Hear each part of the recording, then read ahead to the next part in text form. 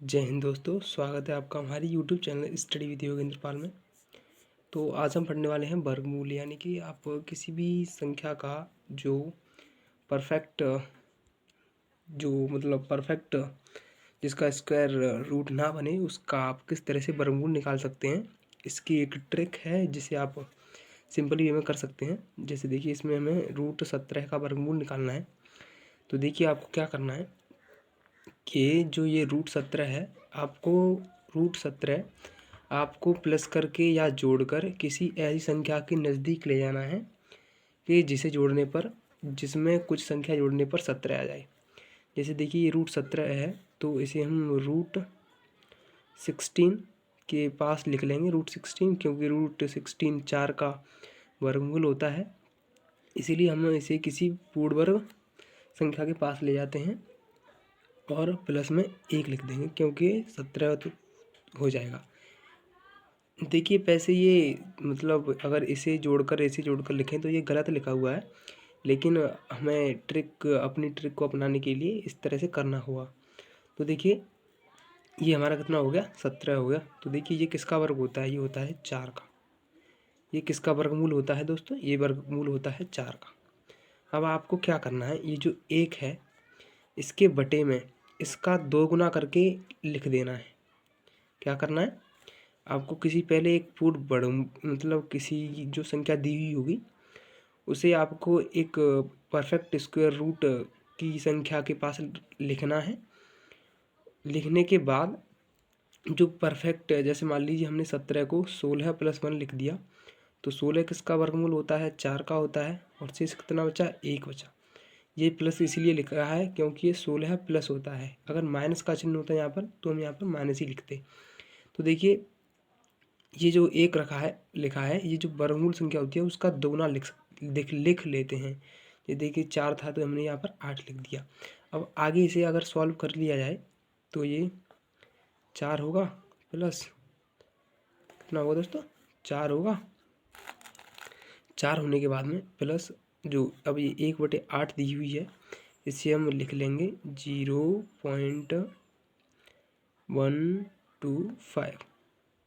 कितना लिख लेंगे दोस्तों, 0.125। अब इतना लिख देने के बाद आपको सिंपली इसे जोड़ देना है। जब आप इसे जोड़ेंगे तो ये आ जाएगा 4.125। यही आपका आंसर हो जाएगा, यही आपका सिंपली आंसर हो जाएगा। आपको क्या करना है, सिर्फ ये 2 अंक देखने हैं, ये आपके 2 अंक, यही आपका आंसर हो जाएगा। उम्मीद करता हूँ ये अच्छे समझ में आ गया होगा। चलिए तो करते हैं एक और सवाल। चलिए, जैसे 1 लेते हैं हम रूट में 23।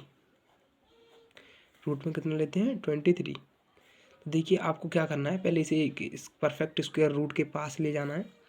तो जैसे देखिए, एक हमारा परफेक्ट स्क्वायर रूट होता है 25।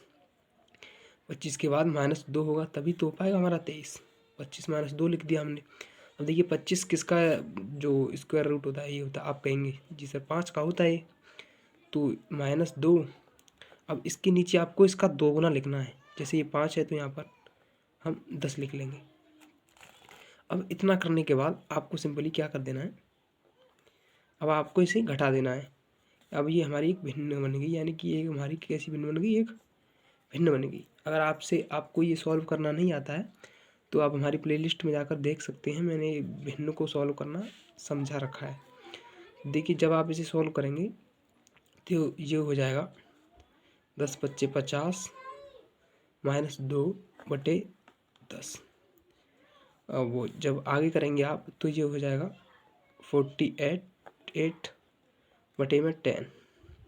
जब आप इसे और सॉल्व करेंगे तो ये हो जाएगा 4.8। यही आपका सिंपली आंसर हो जाएगा। उम्मीद करता हूँ ये भी आपकी सवाल अच्छे से समझ में आ गया होगा। चलिए तो फिर करते हैं एक और सवाल। चलिए तो फिर करते हैं एक और क्वेश्चन। चलिए, जैसे हम लेते हैं एक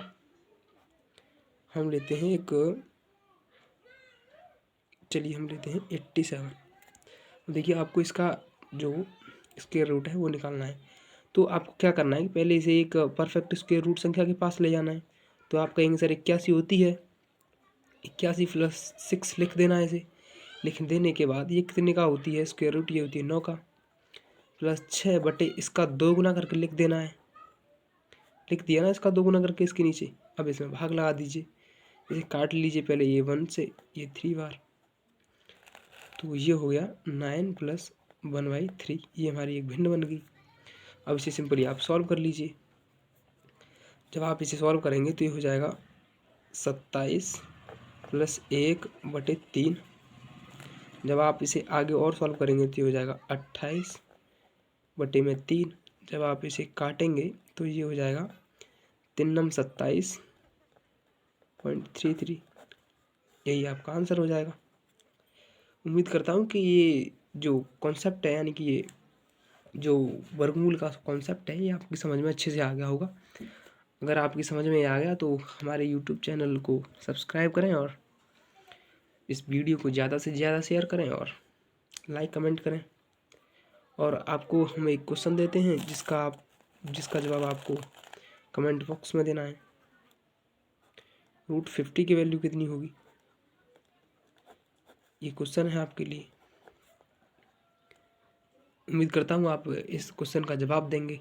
धन्यवाद दोस्तों।